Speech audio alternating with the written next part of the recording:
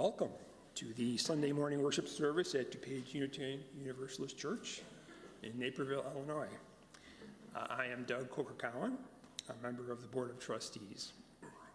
We are glad you are here today, whether you are present in the sanctuary this morning or watching remotely. It is good to be together. We welcome you to our church and invite you to get to know each other during and after the service. As Unitarian Universalists, we hold that there are many paths to truth and meaning, and we support one another on our spiritual and religious journeys while holding ourselves in covenant through our shared 7 principles. The mission of the DuPage Unitarian Universalist Church is to gather as an inclusive community, to grow in character, mind, and spirit, and to transform the world towards fairness, love, and compassion. Wherever you are on life's journey, wherever you are in the world, you are welcome here. We do have one extra announcement for our visiting families. We want to let you know that we have a space in front by the ramp to help kids keep their hands busy while their ears are listening.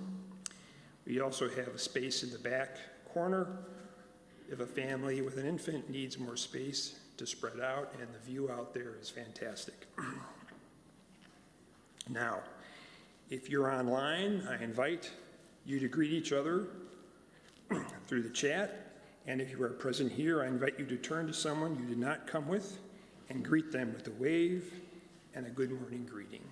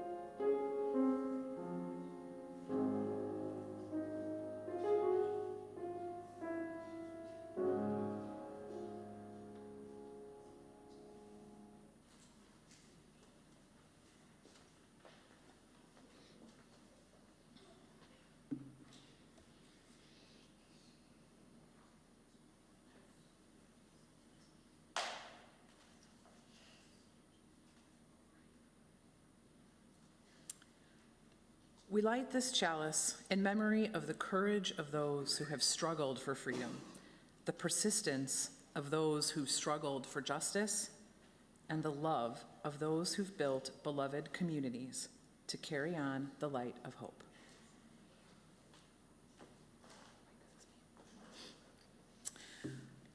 DuPage UU members Joe and Jane Gano, Carl Nash, and Ann Ariano are joined by local friends and election monitoring veterans Julie Federico and Jay Mitchell.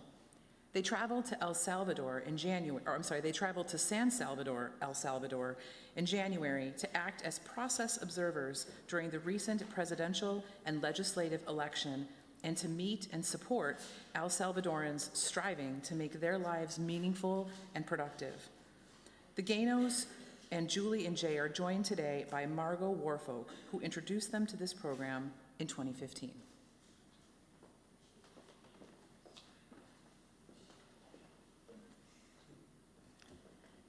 Thank you, Jenny, and good morning. Good morning. And could you all stand up? We can just let people see who you are. That's Julie and Jay and Margot. And you know Carl and Jane and Joe. So while Carl, Jane, Joe, and I were intrigued last summer by the invitation to join them in El Salvador, friends Julie and Jay closed the sale with a dinner in their home. They served a traditional El Salvadoran fare of pupusas and plantains as they described to us the experiences they had in 3 previous trips to El Salvador since the country signed a post-Civil War peace agreement in 1992. The trip would be organized and managed by El Centro de Intercambio y Solidaridad, the Center for Idea Exchange and Solidarity, or much easier, CIS, a nonprofit similar to our Unitarian Universalist Service Committee. More than just observation of the democratic process aligned with the election, the experience would include day trips and educational opportunities about the people and culture that ticked all the boxes in our list of 7 principles. We were inspired and felt drawn to learn more about this young democracy and its human and civil rights, community building, women's empowerment, education, and environmental efforts. And as the presidential and legislative election loomed, we knew from news sources there may be some trouble afoot.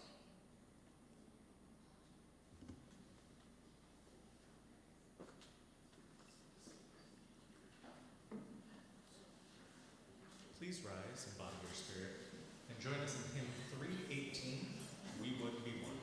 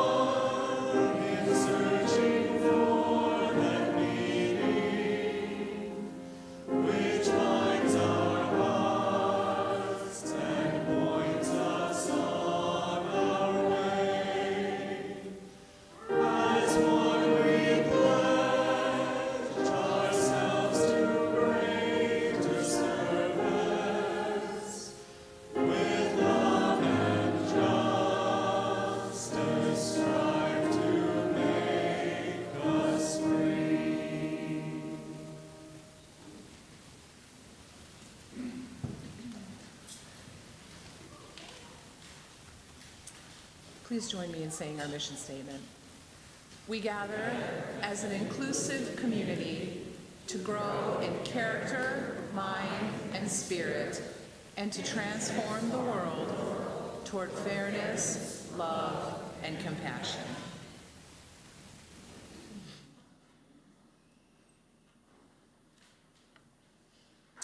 Our vision of beloved community is rooted in the relationships we have with each other, our world, and creation. And each week we share our joys and concerns. So today's flowers were given by Anna Aguilera Duncan in memory of her mother, whose birthday is today. Even when the cares of the world weigh on us, may we find joy in our connections with each other and in the pleasures that life holds. Let us care for one another and for ourselves in all the ways we can. As we hold each other in our hearts and minds with all our joys and all our sorrows, whether spoken or unspoken, please join together in a moment of meditative prayer.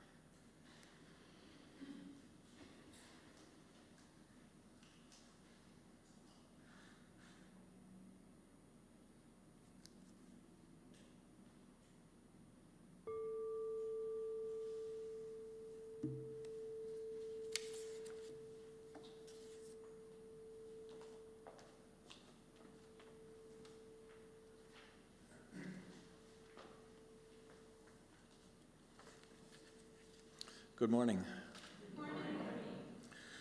Meditative prayer.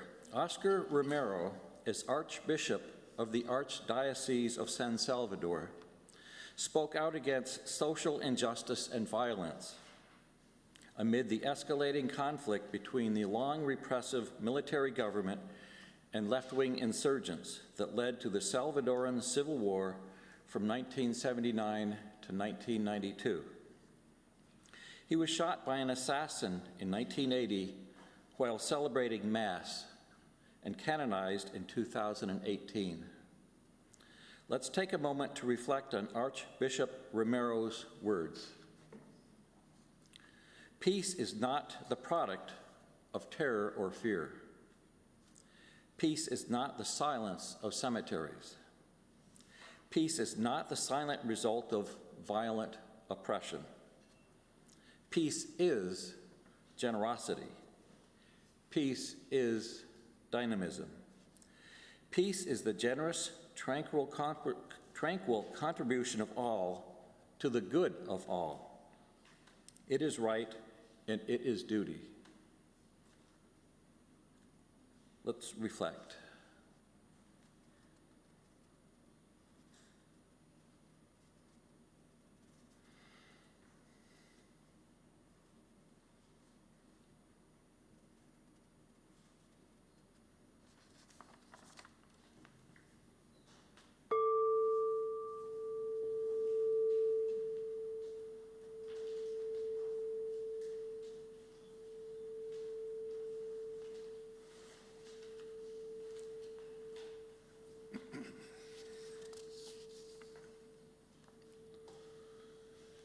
It is time to gather. A quick announcement that right after the service, we have a 15 to 20 minute activity for kids in the backyard. We'll be making ice cream in a bag. There will be dairy and non-dairy options. And once all the kids go through, if there are any adults that want to make ice cream in a bag, you are welcome to come through the line too. So today I have a book about how democracy works. It is an ABC of Democracy by Nancy Shapiro and illustrated by Paulina Morgan. Make a difference by emailing and writing letters to leaders or protesting to make your voice heard. Join activists to make a change for what you believe in. A is for activism. Speak up for someone or anything you care about. When voting, you mark a paper ballot or sometimes use a voting machine. You might be choosing a person to be in charge or saying yes or no to a question. And the ballots are counted and the most votes wins. B is for ballots, a way to cast your vote in secret. About half the world lives in democratic countries where the citizens have the power to vote. The other half live in authoritarian countries where the people in charge have all the power. C is for country, a nation run by its own government. Democracy is one type of government. Citizens get to elect their leaders and have more say in how the government is run. What decisions would you like to have a say in where you live? D is for democracy. How are decisions made where you live? The more you know, the more power you will have to make good choices. Reading, going to classes, and being interested in your community will help you be informed. E is for educate. Stay informed. Freedom means everyone being able to practice their own religion, share thoughts, like and love who they want, and live unique lives. In a free society, as long as our actions don't harm others, we all have the freedom to be ourselves without getting into trouble. F is for freedom, the power to think and do what you want. Governments are responsible for towns, cities, and countries. They make laws, follow rules, and exist to represent and take care of their people. Are there rules where you live? Are there rules where you live? What would happen if there weren't any? G is for government, an elected group of people in charge. Everyone is born with human rights, and those should be protected forever. Some of these rights are to be safe, to believe whatever you choose, and to be free. H is for human rights. Human rights, everyone has them. In a democracy, everyone should be represented when governments make decisions. Be curious about different opinions and backgrounds and try to help those with quieter voices be heard. I is for inclusive. You belong. No one should be left out. Justice is for everyone behaving fairly toward each other. The justice system is made up of police, courts, and judges. It is supposed to make sure people follow rules and are safe while treating them with respect. J is for justice. Justice for all. You can canvass your neighbors to help someone get elected. Tell them about the candidate, the person you hope gets elected, and what makes them special. Spread the word and let them know when and where to vote. K is for knock on doors. Knock on neighbors' doors and discuss your views. Democracy should be ruled by laws, and everybody has to follow them. No matter what your job is, even if you work for the government, you have to follow the law. L is for rule of law. Fairness matters. Everyone should follow the same rules. If the majority group wants to play tag, then tag it is. However, the smaller minority group who wanted to watch videos should still be treated just as nicely. These are called minority and majority rights. M is for minority and majority rights. Minority or majority, you still have the same rights. Democracy means people rule. This means that it can't be just one person making decisions. Every citizen needs to help and vote to make a difference. N is for need. Democracy needs everyone's participation to run at its best. People working in a public office are expected to serve the public and do their job with responsibility and honesty. O is for office. Public office is a job in the government. If you were a politician, you could suggest, create, and support rules and solutions to help everyone. And the public would be putting their trust in you. P is for politician. Politicians are people elected to work in government. And you can help the government to serve people best by asking questions. If someone representing you makes a choice you are curious about, ask them a question. Q is for question. Go ahead and ask. And when we elect someone, we are choosing them to make the right decisions on our behalf. You would be representing your friends if they chose you to decide what kind of game you should play. R is for representation, when one person makes choices for many others.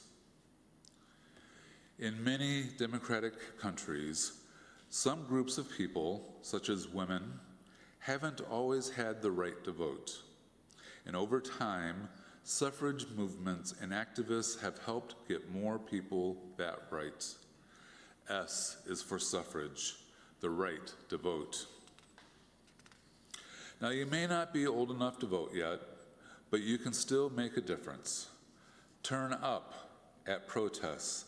Tell others about elections. Spread the word about how we can all help make a change and encourage everyone to vote. T is for turn up. Be counted.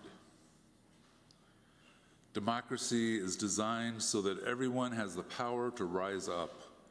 Everyone, you too, can help uplift people who need support. U is for uplifting. Lifting people up is valued. Voting is what you do when you cast your ballot. You might be choosing who you want to be leader or deciding what you think about a question. And when people ask, who are you voting for? It means an election and a chance to vote is coming. V is for voting. Voting is a central part of the democratic process. And elections are a way to vote and can be used for lots of different things. To win an election, politicians need the most votes. They work to become known by the public and persuade people to vote for them. W is for winning. Winning is how politicians get into office. And the government has many parts that work together. The legislative branch makes the laws, while the executive branch carries them out. The system is like a bicycle. It has wheels, pedals, and handlebars that all work together to help you go places. X is for executive branch, one of the many parts of government. Speak up. Democracy is an inclusive political system. Your voice is supported. Your voice is supposed to be heard. Everyone should feel welcome to speak their minds about anything. Y is for your voice. Your voice is key in a democracy. And people born in a specific country or have a parent who is a citizen there usually are automatically citizens of that place. Citizens make a difference. Learn about what is happening in your community, protest, vote, and maybe even run for public office someday. Z is for citizen, legal residents of a country who can use their energy and enthusiasm to keep democracy strong. Let us sing to the children.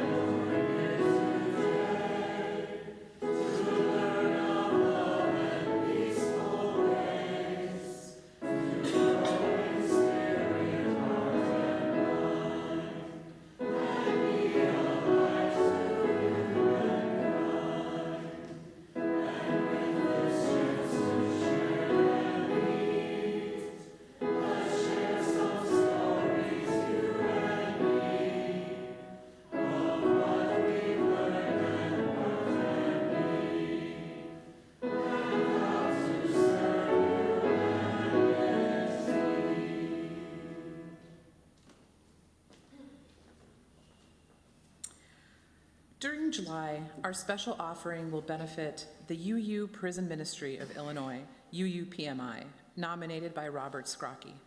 UUPMI fosters connections between UU congregations and those that are incarcerated in Illinois prisons. This group offers ministry inside prisons to those individuals who may find themselves in one of the hardest times of their lives.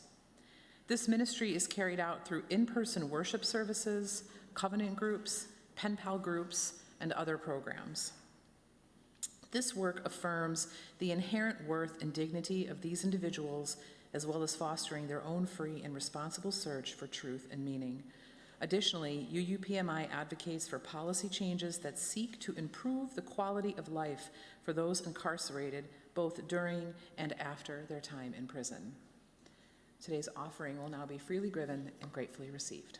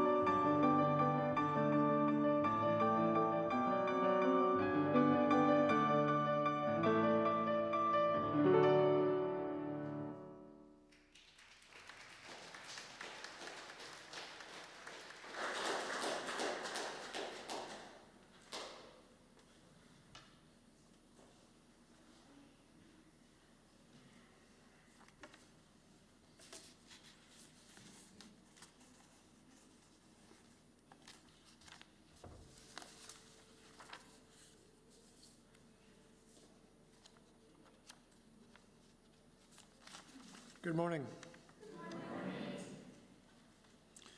An article published in February this year by the University of California notes that a new survey from the pro-democracy initiative project Homefire reports that 24% of Democrats and 31% of Republicans agreed with the statement, "Democracy is no longer a viable system, and America should explore alternate forms of government." While polls differ precisely on how widespread that sentiment is, it's clear that a large number of our fellow citizens are willing to abandon democracy if that's what it takes to stop the other side from, in their view, ruining the country. For many, sharing power or alternating periods of control is no longer acceptable. The stakes are too high. Bruce Bimber, a distinguished professor of political science at UC Santa Barbara, says, quote, "Democracy is hard. Accepting that people you disagree with are as legitimate as you are places high demands, in some ways unrealistic demands on an individual," unquote. But does it seem that there's more to it these days than simple disagreement? And sharing power almost sounds quaint as we see and learn of actions that really alter how citizens may be able to lead their lives. In 2022, Harvard University's Kennedy School Ash Center for Democratic Governance and Innovation cited points to look for as an indicator of democracy's strength or weakness. How many people will vote? Will deniers continue to deny? Will there be political violence? Will partisanship infect the administration of elections? And what is the appetite for democratic innovation to change the things people believe are failing them in our current state of affairs? Please join us in singing hymn number 170 in the Gray Hymnal.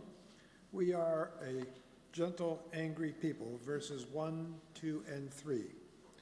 Please rise in body or spirit.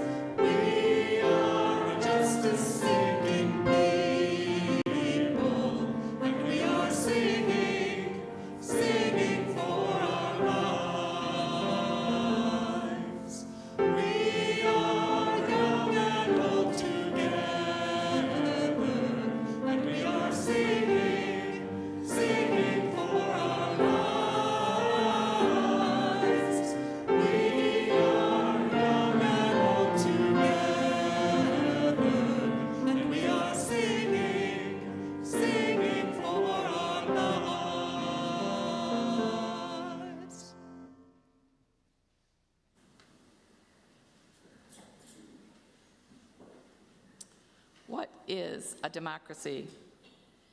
Is it a system of government where people hold the power?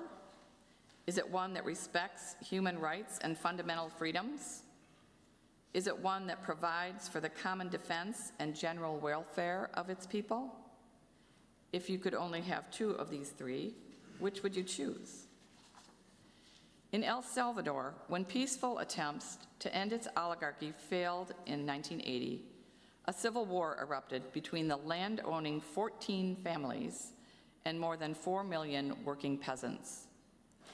Lasting 12 years, 75,000 civilians were killed. 500,000 fled to the US. Many of those fleeing, young men unable to find work here, formed gangs and were ultimately apprehended and incarcerated in the US. After peace accords were signed in 1992, thousands of the imprisoned were returned to El Salvador, bringing the gangs MS-13 and Barrio 18 with them. They vied for territory and ruled the streets. Crossed to the wrong corner and you were shot. Businesses were extorted for the gang's protection. Children were enticed and recruited with the promise of food, money, and respect. The first democratic elections were held in 1994, after the peace agreement. But it took 15 years until 2009 for a candidate representing the peasants to finally win the presidency. Half the country was in tears. Corrupt administrations had promised an end to the gangs' violence and extortion for years, and finally there was hope. But it was not to be. For 10 more years, gang sizes grew and the shadow economy stagnated, while corrupt politicians on both sides stole millions from the country and did little for its people. By 2019, in a country the size of New Jersey, there were an estimated 118,000 gang members, 2% of the population in El Salvador. A popular young mayor of the capital city of San Salvador, Nayib Bukele, campaigned on change, safety, and honesty. His party ousted him. He tried to start a new party. It was blocked. He tried to run as an independent. It was disallowed. Allying himself with an existing party, he ran against candidates in a field of 6 political parties and won the presidency with 53% of the vote in 2019. At the start of his 5-year term, Bukele was popular with the people and earned the loyalty of the military with reforms and increased salaries, but the legislature, a measure of checks and balances, remained divided and skeptical. When they didn't support his proposals, Bukele brought the army onto the legislative floor and swore to arrest anyone not voting in favor of his bills. The bills passed. When gang violence did not subside, he declared a state of exception, equivalent to what we know as martial law. He arrested anyone suspected of being a gang member, along with anyone they had ever associated with. Due process, access to attorneys, evidentiary hearings, all were denied. Families were broken and left without the ability to work and earn salaries.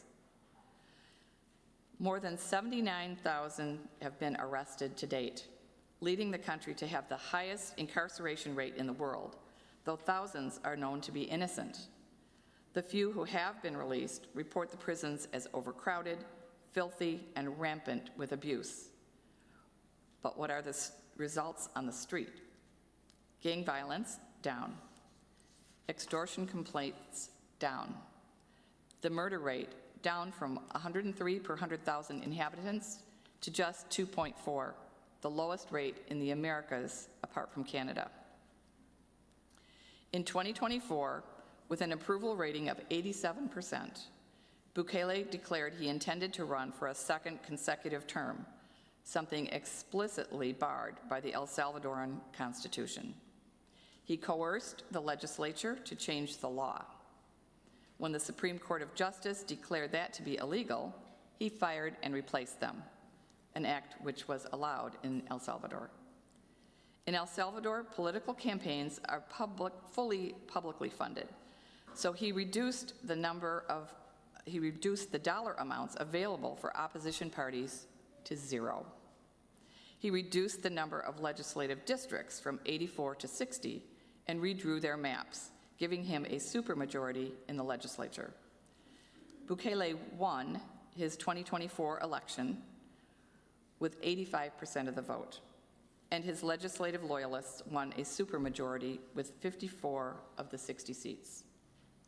This shifting model of information and of governing is what we witnessed, those of us down there for the election. It's what we had the opportunity to assess and observe as we neared the presidential and legislative elections in February. As a recent CIS newsletter reports, the 2024 elections really were an exercise in centralizing absolute power, as Bukele's New Ideas Party campaign sought to shut out all voices of opposition. In a visit with locals, we learned that fewer local representatives meant less communication and information to the people, less opportunity for interaction to receive help with issues important to them. And as we observed the voting setup process, we were followed and approached by a young woman who asked who we were. We explained, and then we asked her position. I'm with the state media. She replied. On voting day, we observed examples of widespread technology glitches with the voting process, undue influence, violations of voter secrecy, and announcements by megaphone and fireworks of Bukele's victory, self-declared, not even 15 minutes after voting ended and before any votes were counted. In the past 30 years, since the peace agreement, the official independent Supreme Elections Tribunal was responsible for communicating election outcomes post-vote counting. Control of this election's communication was now usurped by Bukele's New Ideas Party, the state media at work, we presume. So yes, the people had voted, but who really holds the power? Are all fundamental human rights respected? Are a variety of voices and ideas heard? Did the people have access to accurate information? Is the general welfare of the country secure? All of those things just covered by Steve's book for children. Maybe we wish we could send that book to some of our own elected officials. So what is democracy? Please join us in singing hymn number 170 in the Gray Hymnal, We Are a Gentle, Angry People, verses 4 through 6. Please stand in body or spirit.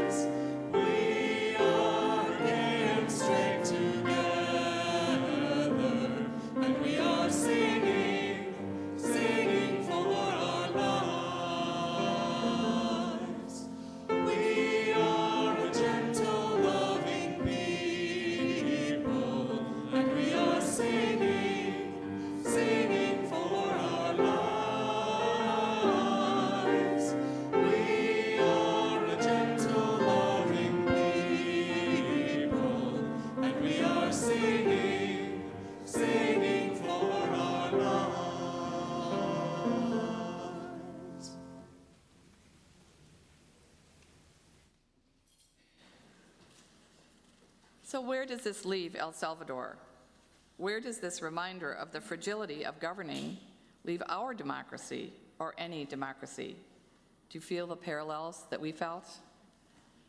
Ben Franklin said, "Those who would give up essential liberty to purchase a little temporary safety deserve neither liberty or safety." Change, the voters demand, but at what cost? In El Salvador, there was one issue, gangs, addressed in a roughshod way, and the lure of shiny new objects, look, over here, to distract. But what about the other promises for jobs, education, social justice? And safety, what is safety? How long will the honeymoon last for Bukele? With an official state media, how long until it's gone beyond frustration for the citizens? Temporarily, it might have seemed the right choice to willfully ignore Bukele's long-term plan for power for the gift of a quick fix. Will the majority begin again, as they did 44 years ago, to make their voices heard and demand accountability, honesty, civil and human rights, economic stability? As election observers, our role was to gather information as the voting process played out.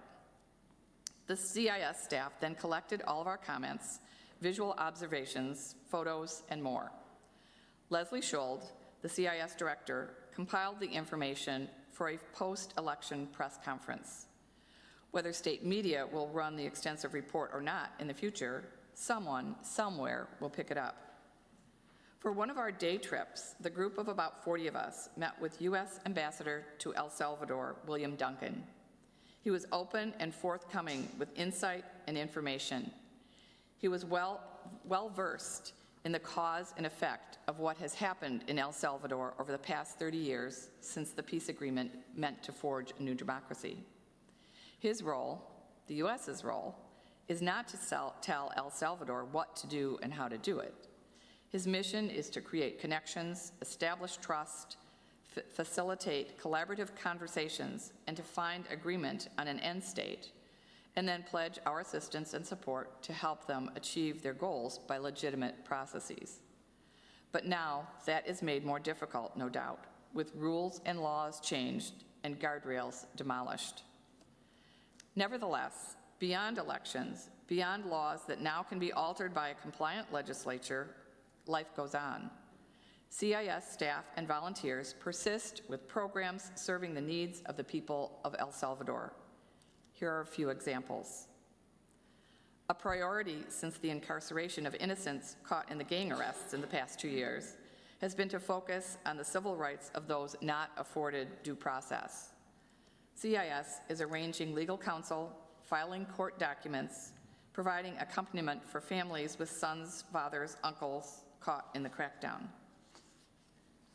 Regarding education, as they worked with locals a few years ago, CIS volunteers learned that many children living in rural areas did not attend school beyond elementary grades.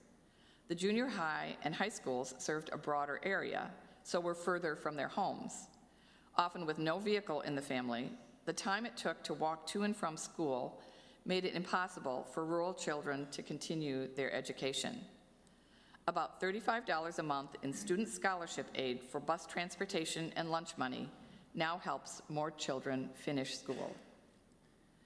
Schools also often had no way to provide clean water for their students. Families boil water at home, but schools had no way to serve the school population water that was free from pollutants. A clean water initiative has allowed schools to install water filter systems to ensure the health of their students. And in a country where abortion is unconditionally illegal, women and their doctors have been reported to the authorities and jailed for the perception of abortion, even when in reality the woman suffered a miscarriage or the doctor performed a procedure following a miscarriage or one to save a mother's life. Mujeres Libres, Free Women, was created by a freed woman who had been jailed for 10 years after a miscarriage and struggled to find her way back into society. Similar to the help that the UU Prison Ministry organization provides incarcerated individuals here, CIS provides the Mujeres Libres program support and legal counsel as it helps women being released from prison overcome the stigma of both jail and perceived wrongdoing by offering temporary housing, financial planning, and networking opportunities for jobs. And caught up in the gang arrests were the families on Isla El Espiritu Santo, where there have never been gangs. Here, too, the people have been organizing and partnering with CIS for legal assistance to free innocents and to overcome an economic hardship through, among other initiatives, a women's candy cooperative. And we had some candy, and it was great. Building from the inside, CIS's format, much like the UU Service Committee and the ambassador's role, engages with locals to offer resources, volunteers, financial assistance, legal and other expertise to ensure the people themselves can build and maintain and grow these programs. As CIS works with the people to bolster initiatives, it fosters word-of-mouth communication and empowerment. We'd love to share more or have some conversation. We'll have some information in Creeves Hall after the service, and you can ask Carl about his connection to the U.S. ambassador as well. Please join us in singing hymn number 121 in the Gray Hymnal, We'll Build a Land. Please stand in body or spirit.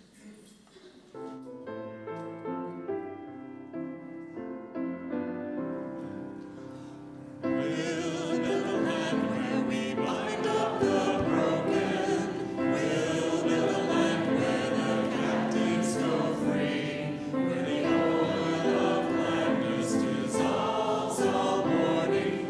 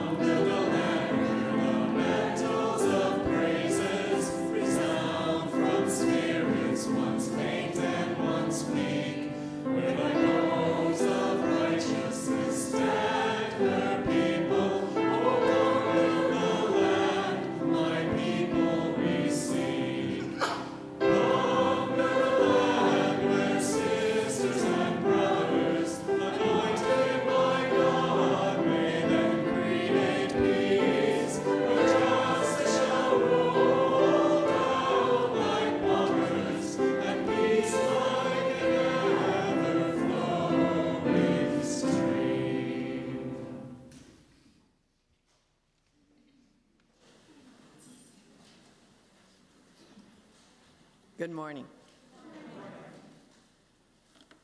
Be aware, be informed, be engaged.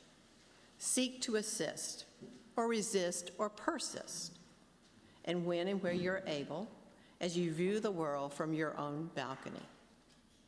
Democracy and the democratic process align with all of our teachings in one way or another. Justice and human and civil rights, in our search for truth and meaning, in our interconnectedness with all living things. The six of us found our experiences to be meaningful, eye-opening, heart-rendering, inspirational, spiritual.